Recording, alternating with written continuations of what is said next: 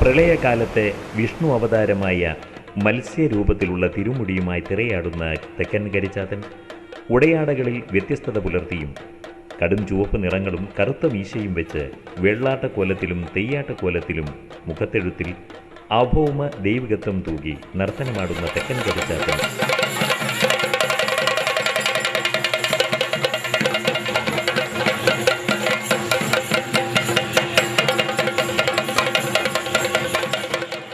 പത്തൊൻപതാം തീയതി പുലർകാലെ അരങ്ങത്ത് വരുന്ന തെക്കൻ കരിച്ചാത്തൻ കണ്ഠകർണൻ, വസൂരിമാല, കുട്ടിശാസ്തപ്പൻ എന്നീ ദൈവങ്ങൾക്കൊപ്പം തിറയാടി തുടർന്ന് ഭക്തർക്ക് ദർശനം നൽകി ഭണ്ഡാരം പെരുക്കലും ഗുരുതി കർമ്മങ്ങളും മുളകേറ് കർമ്മവും കഴിഞ്ഞ് ഖണ്ഡകർണൻ ദൈവത്തിൻ്റെ കൂട്ടുകാരനായ തെക്കൻ കരിച്ചാത്തൻ തൻ്റെ ആയുധം കോമരത്തിനേൽപ്പിക്കുന്നതോടുകൂടി ആ ദൈവികത്വം കോലക്കാരനിൽ നിന്ന് നഷ്ടപ്പെടുകയും തൻ്റെ തിരുമുടി അടിക്കുകയും ചെയ്യുന്നു.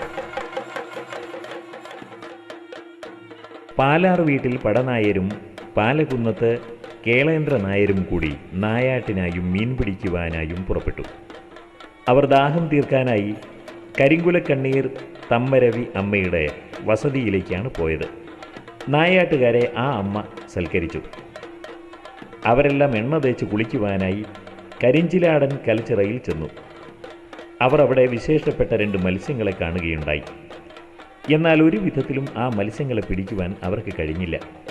കുളി കഴിഞ്ഞ് തിരിച്ചു വന്നപ്പോൾ ആ മത്സ്യങ്ങളെ കിണറ്റിലും കാണുവാൻ അവർക്ക് കഴിഞ്ഞു. അവർ കദളിപ്പഴം വെള്ളിപ്പാളയിലിട്ട് മത്സ്യത്തെ പിടിക്കുകയും ചെയ്തു. പള്ളിവാളുകൊണ്ട് മത്സ്യത്തെ കൊല്ലുകയും മത്സ്യം കഴുകാൻ പോയ അമ്മയെ മോഹാലസ്യപ്പെടുത്തുമാറ് കലയോട് കല ചേർന്ന് മുറിയോട് മുറി ചേർന്ന് മേൽച്ചട്ടി പൊട്ടിക്കാതെയും കീഴ്ച്ചട്ടി പൊട്ടിക്കാതെയും ആ മത്സ്യങ്ങൾ തങ്ങളുടെ വിശ്വരൂപം കാണിക്കുകയും ചെയ്തു.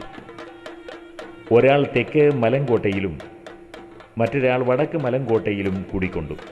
എന്നാൽ മറ്റൊരഭിപ്രായത്തിൽ മായാരൂപം കണ്ട് അത്ഭുതപ്പെട്ടുപോയ അമ്മയുടെ പ്രായശ്ചിത്വത്തിൻ്റെ ഫലമായി കരിങ്കൽ പടിക്കിരുപുറവും 2 പൊന്മക്കൾ പൊടിച്ചുണ്ടായി. ഇവരാണ് തെക്കൻ കോമനും തെക്കൻ ചാത്തുവും. ഇവർ യഥാകാലം വിദ്യകളെല്ലാം പഠിച്ച് പാണ്ഡിപ്പെരുമാളിൽ നിന്ന് ചുരിക വാങ്ങി ആചാരപ്പെട്ടു. തെക്കൻ കോമപ്പന് തെക്കൻ കരുമകനെന്നും തെക്കൻ ചാത്തുവിന് തെക്കൻ കരിയാത്തൻ എന്നുമാണ് പേർ വന്നത്. ഇതിൽ തെക്കൻ ചാത്തു എന്ന പേരിലറിയപ്പെടുന്ന തെക്കൻ കരിയാത്തനാണ് കൈതേരി പുതിയെടുത്ത് കെട്ടിയാടുന്നത്. ഈ ദൈവത്തിൻ്റെ ആരുടെ സ്ഥാനം മേലെ പള്ളിയറയ്ക്ക് സമീപം വടക്ക് വശത്തുള്ള മരങ്ങൾക്കിടയിലാണ്. കാലക്രമേണ ഈ മരങ്ങളെല്ലാം നശിച്ചുപോയി.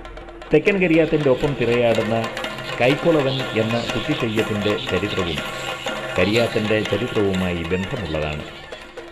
തൻ്റെ യാത്രയുടെ വഴിക്ക് വെച്ച് തങ്ങളെ പരിഹസിച്ച ഒരു കുട്ടിയുടെ കൈമുറിച്ച് കളയാൻ കരിയാത്തൻ മടിച്ചില്ല. കുട്ടി കരഞ്ഞ് മാപ്പപേക്ഷിച്ചു. ഒടുവിൽ അവന് കൈ ലഭിക്കുകയും അവരുടെ സേവകനായി അവൻ മാറുകയും ചെയ്തു.